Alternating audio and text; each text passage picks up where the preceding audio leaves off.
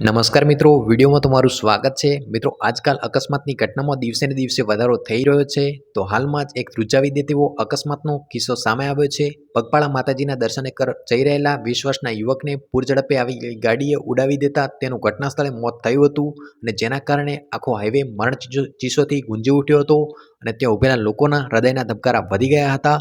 મિત્રો, મળતી માહિતી મુજબ બાખલવાડ નજીક રહેતા એક યુવક મેલડી માતાજીના દર્શને જઈ રહ્યા હતા ત્યારે અચાનક અજાણી કારે અડફેટે લેતા તેનું ઘટના સ્થળે મોત થયું હતું। મિત્રો, ત્યારબાદ પોલીસે તપાસ હાથ ધરી અને આગળની કાર્યવાહી હાથ ધરી હતી। જ્યારે મિત્રો, આ યુવકને રાજકોટ સિવિલ હોસ્પિટલની અંદર રેફર કરવામાં આવ્યો હતો ત્યારે તબીબોએ ધર્મેશને મૃત જાહેર કર્યો હતો। મિત્રો, પરિવારની અંદર ભારે માતમ છવાયો છે। યુવક તેમના પિતાની સાથે નાસ્તાની લારી ચલાવતો હતો અને બે ભાઈઓ અને બહેનો વચ્ચે આ યુવક વચેટ હતો। યુવકના મૃત્યુથી પરિવારની અંદર અત્યારે ભારે ગમગીનીનો માહોલ છવાઈ ગયો છે। તો મિત્રો, જો તમે પણ તેમને શ્રદ્ધાંજલિ પાઠવવા ઈચ્છો છો તો કોમેન્ટ બોક્સની અંદર ઓમ શાંતિ લખી શકો છો। તો મિત્રો, બસ અમારા આજના વિડીયો પૂરતું આટલું જ।